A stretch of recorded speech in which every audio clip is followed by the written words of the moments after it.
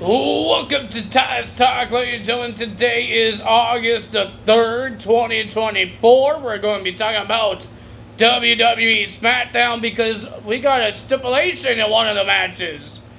We have two titles on the line, the Women's Tag Team titles and the WWE Tag Team Championships. But ladies and gentlemen, we got two segments as well, and Tiffany Stratton finally got a new briefcase. Like, it looked like a Barbie. It has a strap on there that like you can wear it as a backpack. That's weird, but okay. Nia Jackson's the one that gave her the gift, and she says something about being a princess with a queen. You have to listen to her, I guess. And then Chelsea Green says, it looks better on me, turning it green and all that stuff. Tiffany Stratton says, green is not your color. Toodles! Well, ladies and gentlemen, we got Logan Paul's homecoming. He came out and punched three guys I don't know and Nick Aldis. He came out, he talks trash about LA Knight. He says he's Ohio. And I guess he's not from Ohio, I guess. I don't know. Even Nick Aldis says, I don't know these three guys. These three people. One of your guys emailed me the names. He Googled them. And there was nothing. But Logan says, oh, these guys, don't worry. They are cool. They are more important. But nobody knows who they are. So he wanted a banner, his championship banner, and it happened. His banner came down. But on his banner, it says, yeah. LA Knight came out. He talks trash about Mr. LA Knight. He exposed him, saying you're not from Ohio. And he says, I'm going to give you a new banner. And then he walks to the backstage, asking people about anyone has a banner. He talks to Pretty Deadly, but they want him to listen to their musical. But he didn't want to listen to that. But he went to Logan Paul's Prime truck. It was an ugly truck. I'm not a big fan of it. It was blue. It had a whole bunch of Prime on it. It says Prime, all over the truck. And then he says that Logan Paul is too dumb. He's going to run out to here and he's going to drive away. And that's what Logan Paul did. He ran to the backstage, and LA Knight just took the Prime truck. Oh boy. Well, nothing big happened between Cody Rhodes and Solo. They had a face-to-face. They talked trash to each other. But Solo says he wants to show he's the opposite of dangerous. What the heck? An angel? What is an opposite of dangerous that's supposed to be... You know the opposite supposed to means good, right? So you're a good guy? You're the opposite of dangerous. So you're a good guy. That doesn't make any sense. But okay, but when you're acting like a mean dude. And then he says... Because Cody Rhodes brought up the Bloodline rules match with him against Roman Reigns. He says, you want to talk about the Bloodline rules? And then here comes the other Bloodline members, Jacob Fatu, Tamatoga, and Tangaloa. They all came out through the audience, and looks like he wants a Bloodline rules match. And Cody Rhodes says, you want that? I accept. And Solo says, if I snap my fingers, I can't snap. Don't yell at me. Don't laugh at me. If I snap my fingers, they will come and attack you, but Solo doesn't want to do that because the Tamatoga and Jacob Fatu has a tag team championship match to worry about, so they just walked away. So we got a Bloodline rules match for the undisputed WWE Championship. First match of the evening, we got this same match that we had 2 weeks ago. Or, I don't know how many matches these guys had. We have Andrade versus Carmelo Hayes. They are great. They have a great match. But why do we have to see it again? And we saw the same winner.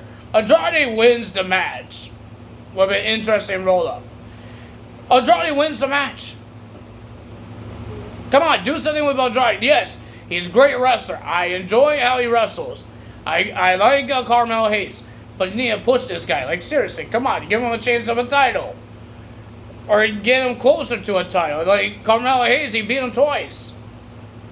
I thought Carmelo Hayes would win, and then they would try to break the tie 1-1, and then they finally ended. But Andrade beat him twice in a row. So I don't know. Then we have Santos Escobar versus Apollo Crews. I feel sorry for Apollo Crews. The guy only has Baron Corbin to help him, and Santos has 3 other people outside the ring helping him. But Angel and Berto thought it was funny that Apollo Crews is easy.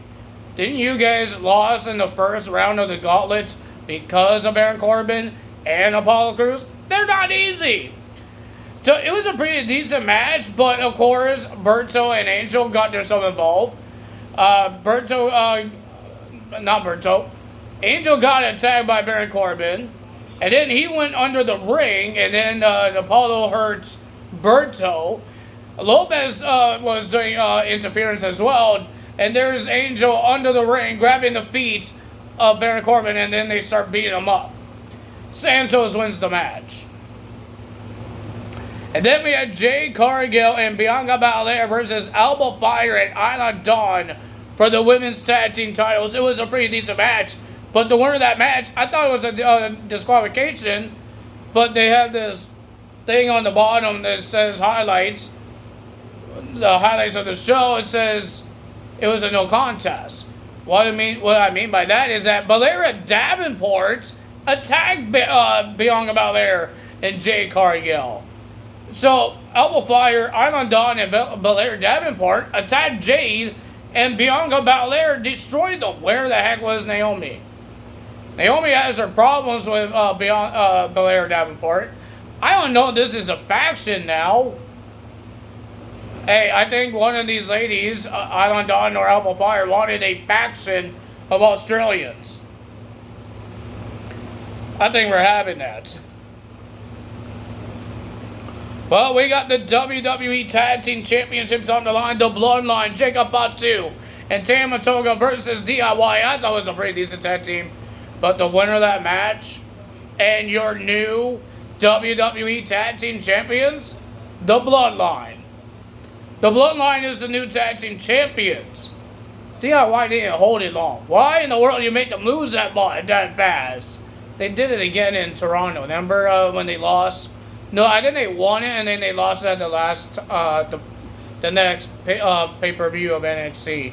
The next takeover, they lost it.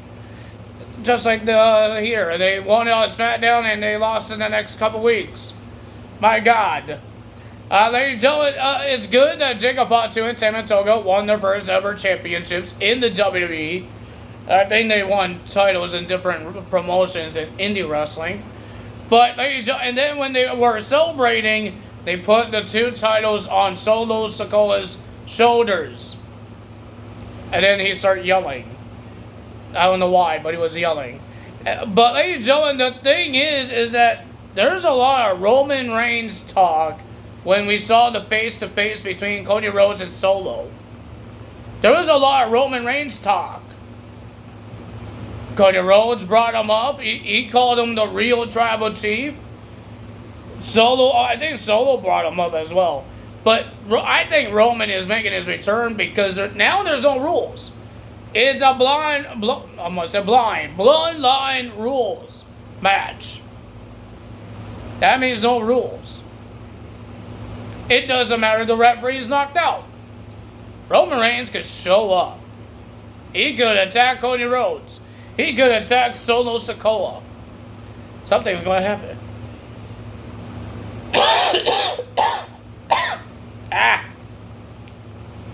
But if you guys enjoyed this video, that's all for today. If you guys enjoyed this video, hit the like button, leave a comment below, hit the subscribe button, hit that notification bell, and I will see you guys tomorrow night for SummerSlam.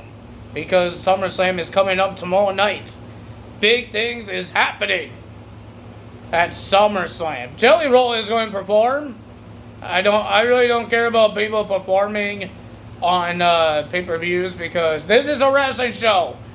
People complain about football players on 2K. Now we're getting rock musicians in WWE as well. You don't have to perform, like seriously. But he's performing.